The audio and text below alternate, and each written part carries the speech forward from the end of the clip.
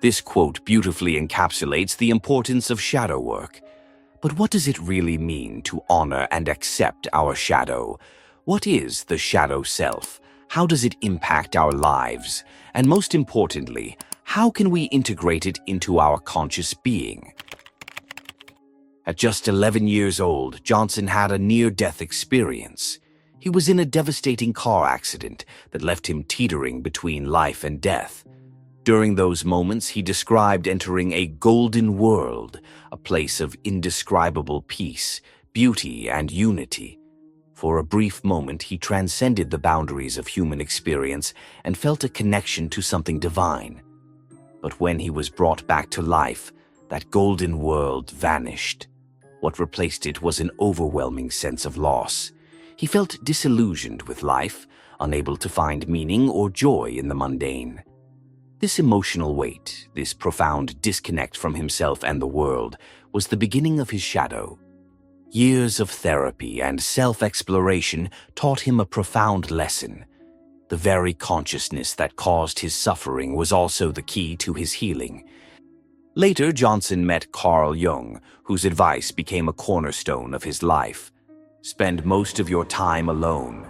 Dedicate a space in your home solely for inner work. Trust the unconscious. It will protect you and guide you. Your task is not to achieve external success, but to contribute to the evolution of the collective unconscious. This story highlights a truth many of us face. Our shadow often originates from our deepest struggles, but it also holds the seeds of transformation. Carl Jung's concept of the shadow is central to understanding the human psyche. The shadow is the part of ourselves that we hide, suppress, or deny, often unconsciously. These are traits, emotions, or desires that society, family, or culture has labeled as unacceptable. For instance, imagine a child who is naturally loud and expressive.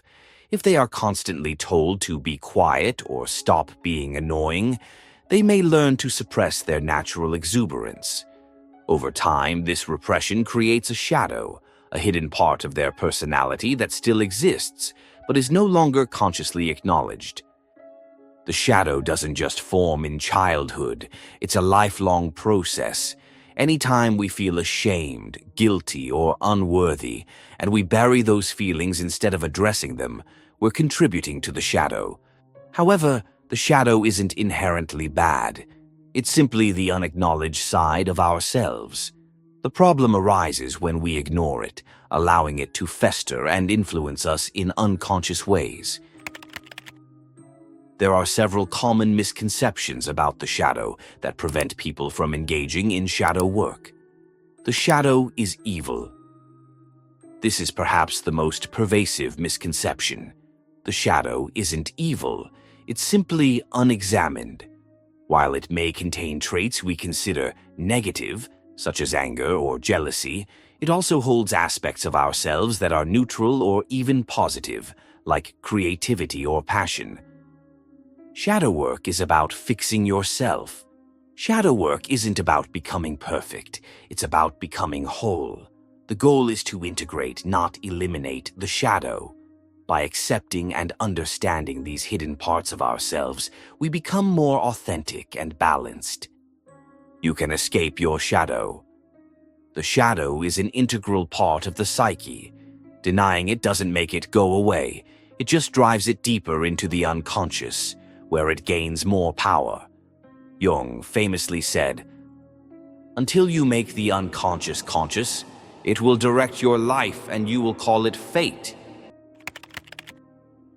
Projection is one of the most fascinating and subtle ways in which the shadow manifests in our lives. You're watching a movie, and there's a character you just can't stand. Maybe they're arrogant, self-centered, or manipulative. As you sit there fuming, you might think, "I could never be like that person." But what if I told you that your strong emotional reaction isn't just about the character on screen? What if that reaction is revealing something about you? That's the essence of projection. We see in others what we cannot see or refuse to see in ourselves. Projection is a defense mechanism. It occurs when we unconsciously take the parts of ourselves we don't like, the parts we've suppressed into the shadow, and attribute them to someone else. This process helps us avoid the discomfort of facing our own flaws, insecurities, or desires. Carl Jung described projection as the shadow's way of getting out into the world. Rather than confronting these hidden traits directly, we externalize them, often in exaggerated or distorted ways. Projection isn't rare. It's something we all do, often without realizing it. The competitive colleague. Imagine you're at work and there's a colleague who always seems to be striving for recognition. You might find yourself thinking, they're so self-centered. Why do they need to be in the spotlight all the time? Now pause and reflect. Could it be that you too have a desire for recognition or success, but have been suppressing it? Perhaps you've been taught that ambition is selfish, so you've buried that part of yourself. The overly emotional friend. Maybe you have a friend who expresses their emotions freely, crying during movies, talking openly about their feelings. You might think, they're too sensitive. I'd never let myself be that vulnerable. But what if your discomfort with their vulnerability is a reflection of your own suppressed emotions? Could it be that you've learned to hide your feelings to appear strong, and seeing someone else express them triggers an unresolved part of you? The critical partner. In relationships, projection is especially common. Have you ever been irritated with a partner for being needy or lazy? It's possible that these judgments are projections of your own fears. Fear of being too dependent or guilt about wanting rest. Projection happens because the shadow is unconscious. We're not aware of these traits within ourselves, so when we see them in others, they stand out like a spotlight. Imagine carrying a backpack full of rocks. Each rock represents a suppressed part of yourself: anger, jealousy, insecurity, or ambition. You don't realize you're carrying this weight because it's hidden. But every time you see someone else carrying a similar rock, you feel triggered. You project your burden onto them, thinking it's their issue, not yours. Projection is the psyche's way of bringing the shadow to your attention. It's like a mirror, reflecting back what you need to see. When left unchecked, projection can cause significant harm to ourselves and to our relationships. Distorted perceptions of others. Projection can lead us to judge others unfairly. Instead of seeing people for who they truly are, we view them through the lens of our own shadow. This distorts our relationships and creates unnecessary conflict. For example, you might think your friend is too bossy, but in reality they're simply assertive. Your judgment might stem from your own discomfort with being assertive, which you've labeled as bad. Self-alienation. Projection distances us from our true selves. By externalizing our shadow, we lose the opportunity to integrate and grow. It's like constantly blaming a cracked mirror instead of realizing the crack is in your reflection. Perpetuating the cycle. When we project our shadow onto others, we're likely to encounter more situations that trigger us. The shadow doesn't disappear just because we ignore it. Instead, it keeps showing up in different forms, asking to be acknowledged. Here's the transformative part. Projection isn't just a problem, it's an opportunity. Every time you feel triggered by someone's behavior, it's a chance to learn about yourself. Think of it as a breadcrumb trail leading you back to your shadow. By examining your projections, you can uncover hidden parts of yourself and begin the process of integration. Let's explore practical steps to identify and work with projection. Notice strong emotional reactions. The first clue that you're projecting is a strong emotional reaction to someone else. If you find yourself feeling intense anger, annoyance, or envy, pause and ask, why does this bother me so much? What does this say about me? Identify patterns. Look for recurring themes in your projections. Are you often irritated by people who are overly confident? Do you frequently judge others for being lazy or emotional? These patterns can reveal your shadow traits. Own your shadow. Once you identify a projection, take responsibility for it. Instead of blaming others, acknowledge that this trait exists within you. For example, if you're annoyed by someone's arrogance, consider whether you suppress your own desire for self-expression. If you're triggered by someone's vulnerability, explore your own fear of being seen as weak. Practice compassion. Projection can make us overly critical of others.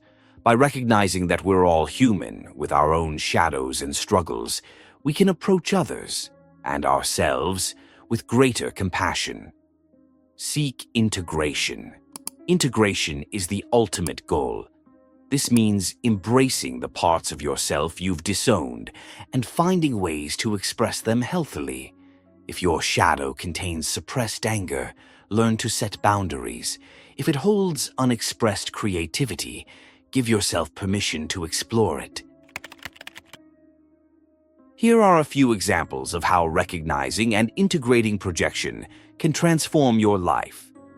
Case 1. The ambitious professional. A manager constantly criticized their team for being lazy and unmotivated. After reflecting on their projection, they realized they had been suppressing their own need for rest out of fear of being seen as weak. By addressing this, they learned to set healthier boundaries and became more empathetic toward their team. Case 2. The emotional suppressor. A person who judged their friend for being too emotional discovered they had been suppressing their own grief. By acknowledging this, they allowed themselves to process their feelings and found deeper connections with others. The next time someone irritates or triggers you, take a moment to pause. Instead of reacting outwardly, turn inward and ask, what is this revealing about me? What part of my shadow is asking to be acknowledged? Remember, the more you embrace your shadow, the less it controls you. By owning your projections, you take a powerful step towards self-integration, authenticity, and wholeness. As Jung said, the best political, social, and spiritual work we can do is to withdraw the projection of our shadow onto others. As intimidating as shadow work might sound, it's also incredibly rewarding. Jung and Johnson both emphasized that the shadow contains immense potential, what Johnson called the gold in the shadow. Hidden within the shadow are qualities we've suppressed because they didn't fit societal norms or expectations. For example, a person who suppresses their assertiveness might discover a newfound ability to stand up for themselves. Someone who denies their vulnerability might find that embracing it leads to deeper, more authentic relationships. The shadow is not a burden, it's a treasure chest waiting to be opened. By confronting it, we can uncover strengths, talents, and passions that have been buried for years. So, how can you begin to own your shadow self? Let's summarize. Acknowledge the shadow. Recognize that you have a shadow. Pay attention to your triggers, your projections, and the aspects of yourself that you avoid or deny. Engage in self-reflection. Practices like journaling, meditation, and therapy can help you explore the contents of your shadow. Ask yourself questions like, what am I suppressing? What triggers me in others? What qualities have I been taught to hide? Embrace, don't resist. Remember, the shadow is not your enemy. It's a part of you that longs to be understood and integrated. Treat it with curiosity and compassion. As Jung said, one does not become enlightened by imagining figures of light, but by making the darkness conscious. Owning your shadow self is not about perfection, it's about authenticity. It's about embracing the light and the dark, the strengths and the flaws, to become a whole, integrated human being. Thank you for joining me on this journey.